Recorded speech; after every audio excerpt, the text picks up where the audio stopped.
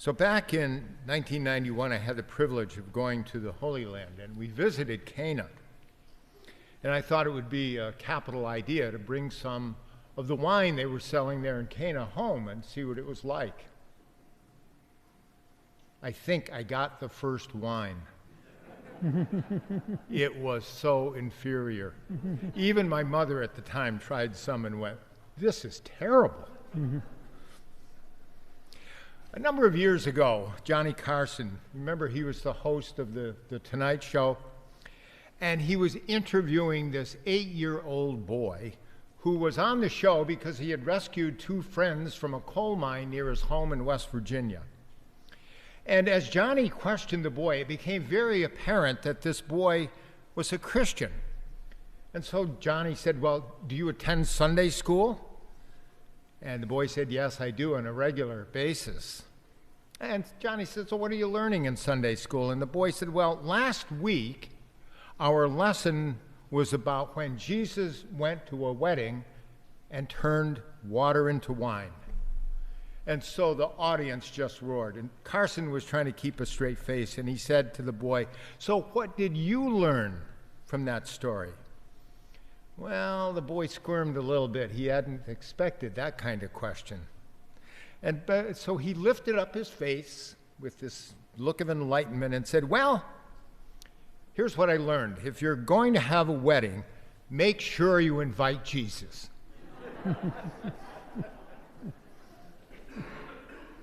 Maybe this little guy was on to something. Yes, weddings are a time of great joy. But there's also a deeper symbolic meaning to weddings. It's not all about the reception, as we find so often these days. And at one level, a wedding is a sign of new life between 2 persons who pledge their fidelity to each other before God, who blesses their marriage. Something new is happening there. Love is manifested in a new and more deep way through Jesus, who is invited to Christian weddings. And so it's so appropriate that when John wrote this gospel, he has Jesus at a wedding to unveil a deeper meaning of new life. New life, a new relationship between God and us, the human family. And this imagery is put forth by Isaiah so well in that first reading. Isaiah said, "As a bridegroom rejoices in his bride, so shall your God rejoice in you." God rejoices in you and me, if only we will allow that to happen. So maybe we can just for a moment go beyond the surface level of that day in Cana and open up ourselves to a deeper scriptural truth. John noted that the new wine came from 30-gallon jugs, 30 gallons, that stood full of water at the doorway of the house. And they were used by observant Jews to do the ritual cleansing before entering the house, before there was a ceremonial washing, a cleansing of the exterior self, like we do all the time. We clean the exterior self. And Jesus, perhaps having a twinkle in his eye, you can almost imagine that, transformed those jugs, which are symbols of the old way, into new wineskins, as it were, that were harbingers of something new happening between God and humanity. From the purified water of the Pharisees came a choice new wine of a whole new era inaugurated by Jesus. The Messiah has arrived. The realm of God is at hand, as Jesus kept saying. And so we look at wine in this story, and wine in general. Wine is, especially ritually, is a symbol of God's intoxicating spirit. of God's intoxicating Spirit who brings new life and abiding joy to the human person from within. It's no longer just about the externals. It's about in here. And the good news is that in Jesus the Christ, there is a new communion between the human and the divine, symbolized by this new wine.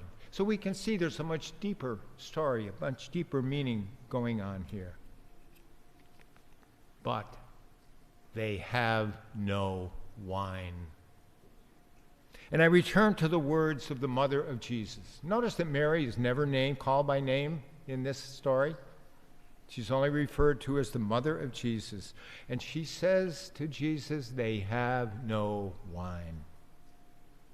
This faith story speaks, I think, very poignantly to us in our day and time. The pandemic environment in which we live, in which we find God's church struggling in the face of secularism and mistrust and apathy. We live in a world where the prospect of war is ever looming, where we find a bitterly divisive human family seemingly just incapable of reconciliation and of respecting the dignity of one another, of a hidden hunger that is revealing itself so profoundly. This morning, we fed up to, I think there was about 70 families, 70 households who came here. And George Elmer and all of his minions prepared the boxes of food all week. We find this hunger is just unveiling itself. We find, as Pope Francis said, that we live not only in an era of change, but we live in a change of era. Something new is going on. Might not we be tempted to say amid all this, we have no wine? As a glimmer of hope, I am told that if we look back at church history throughout the ages, that times of great renewal are always preceded by times of great chaos. We're in the chaos now. But there is new renewal coming. Our hope is that in the person of Jesus Christ, who calls us now to something new, that we can find new hope.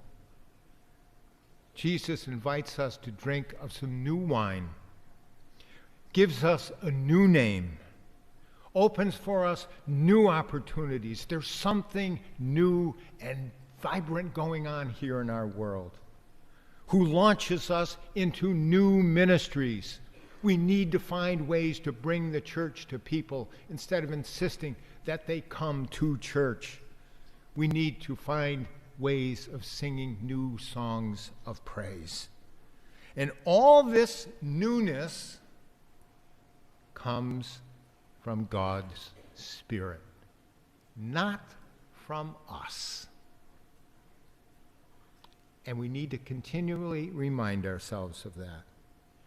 Jesus is inviting you and me into a marriage of new creation in which we envision new ways of being church, in which we bring the church to people and listen to what the people have to say. Last October, Pope Francis invited all Catholics throughout the world to share their dreams, their ideas, and their concerns about the future mission of the church, of God's church. And the process is called a synod, S-Y-N-O-D. It comes from a Greek word meaning an assembly or a meeting. And usually in the past, it was only the church hierarchy that got together to talk about these kinds of things. But Francis has turned the tables again, and he says we need to hear from all the people. And he has asked the faithful throughout the world to lend their voices, to speak of their dreams and concerns. And that's us. And so our diocese has begun a process of our own diocesan synod. And I would point you to the evangelist, this week's evangelist. Diocese wants to hear from you. And there's all kinds of ways that our voices can be heard. Our dreams, our concerns, our frustrations, and our hopes. So this is the chance to be heard. So one way or another, get a hold of the evangelist or go online and just search for the evangelist. As Paul said, we each have unique spiritual gifts. Every one of us has been given gifts by the Holy Spirit. And each one of us needs to unfold those gifts. And in that way, you and I can be new wine. So the wedding feast has begun. If you're going to have a wedding, make sure you invite Jesus.